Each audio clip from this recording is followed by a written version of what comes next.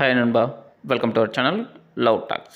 இந்த வீடியோவில் நம்ம என்ன பார்க்க போகிறோம் அப்படின்னா, இன்றைக்கி இருக்கிற ஜென்ரேஷன் பொண்ணுங்களோட ரியலான எக்ஸ்பெக்டேஷன் என்ன, அதே சமயம் பசங்க நம்ம பண்ணுற மிஸ்டேக் என்ன அப்படிங்கிறத பற்றி தான் பேச போகிறோம். ஏன் அப்படின்னா, இந்த விஷயம் தெரியாமல் தான் நிறைய பசங்க அவங்களுடைய லைஃப்பை வேஸ்ட் பண்ணிக்கிட்டு இருப்பாங்க. இல்லை அப்படின்னா ஒரு ரிலேஷன்ஷிப்புக்குள்ளே போக முடியாமல் ஸ்ட்ரகிள் பண்ணிக்கிட்டு இருப்பாங்க. ஸோ இந்த வீடியோ கண்டிப்பாக உங்களுக்கு ஏதோ ஒரு விதத்தில் யூஸ்ஃபுல்லாக இருக்கும். ஸ்கிப் பண்ணாமல் முழுசாக பாருங்கள். அதுக்கு முன்னாடி சேனலுக்கு புதுசாக இருந்தால் மறக்காமல் சேனலை சப்ஸ்கிரைப் பண்ணி சப்போர்ட் பண்ணுங்கள். இன்றைக்கி 10ல் 8 பொண்ணுங்க பார்த்தீங்க அப்படின்னா தன்னுடைய லைஃப்பை என்ஜாய் பண்ணணும் அப்படின்னு தான் ரிலேஷன்ஷிப்புக்குள்ளே வர்றாங்க. இல்லை அப்படின்னா பசங்களை அப்ரோச் பண்ணுறாங்க. ஆனால் நிறைய பசங்க நம்ம என்ன மாதிரியான எக்ஸ்பெக்டேஷனை வைக்கிறோம் அப்படின்னா, தன்னை புரிஞ்சு நடந்துக்கணும், தனக்கு சப்போர்ட் பண்ணணும், தன்னுடைய ஃபேமிலி சுச்சுவேஷனை புரிஞ்சு ரியாக்ட் பண்ணணும் அப்படிங்கிற ஒரு எக்ஸ்பெக்டேஷனை ஒரு பொண்ணுக்கிட்ட வைக்கிறீங்க. இந்த இடத்துல 2 பேரோட கோர் பர்பஸே பார்த்தீங்க அப்படின்னா மிஸ் மேட்ச் ஆக ஆரம்பிச்சிருச்சு. இப்படி இருக்கும் பொழுது நீங்கள் ஒரு ரிலேஷன்ஷிப்புக்குள்ளே போனாலும் அங்கே நிறைய பிரச்சனை வரும்.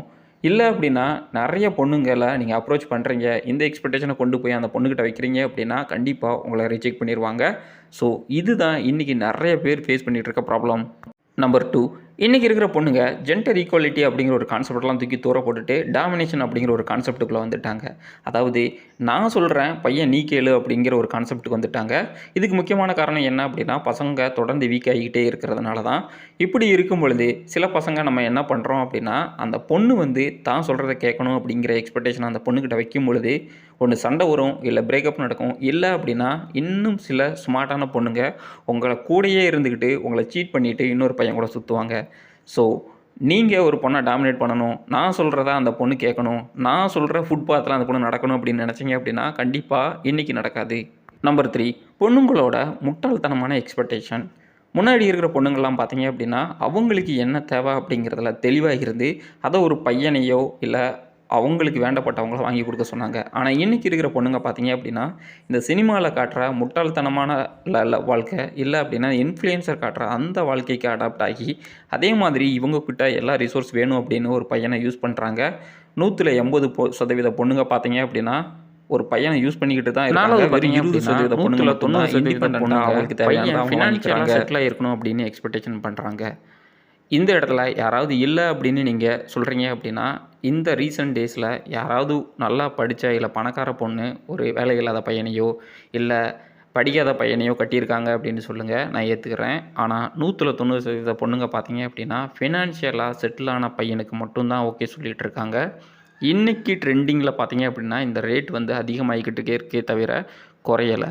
ஆனால் பசங்க என்ன பண்ணுறோம் அப்படின்னா, பார்த்துக்கலாம் அந்த பொண்ணு வந்தால் மட்டும் போதும், அதாவது என்னை லவ் பண்ணால் மட்டும் போதும். ஃபைனலாக பார்த்தீங்க அப்படின்னா ஒரு பொண்ணு ஒரு பையன்கிட்ட அவன் ரெஸ்பான்சிபிளாக இருக்கணும், அவனுக்கு எந்த ஒரு கெட்ட பழக்கமும் இருக்கக்கூடாது அப்படின்னு எக்ஸ்பெக்டேஷன் வைக்கிறது கிடையாது. அதுக்கு மாறாக இன்றைக்கி இருக்கிற ட்ரெண்டிங்க்கு அந்த பையன் அப்டேட்டாக இருக்கணும் அப்படின்னு எக்ஸ்பெக்டேஷன் பண்ணுறாங்க. ஏன் அப்படின்னா இன்றைக்கி இருக்கிற நிறைய பேருக்கு ரியலான லைஃப்பை விட இந்த ஃபேண்டசி லைஃப், அதாவது இந்த இன்ஃப்ளூயன்சர் காட்டுற லைஃபுக்கு அடாப்ட் ஆகணும் அப்படின்னு சொல்லிட்டு எல்லோரும் ஆசைப்பட்றாங்க. அதனாலேயே பார்த்தீங்க அப்படின்னா இன்றைக்கி இருக்கிற ட்ரெண்டிங் தெரிஞ்சிருக்க பையன் மட்டும்தான் வேணும், நீ ரெஸ்பான்சிபிளாக இருந்த அப்படின்னா கண்டிப்பாக அவனை ரிஜெக்ட் பண்ணிடுவாங்க. அவன் கஞ்சா குடிக்காக இருக்கலாம், குடியாரனாக இருக்கலாம், அதெல்லாம் இவங்க திருத்தி ஒரு பெரிய அச்சீவர் மாதிரி இந்த சொசைட்டியில் போர்ட்ரேட் பண்ணுறதுக்கு தயாராக இருக்காங்க.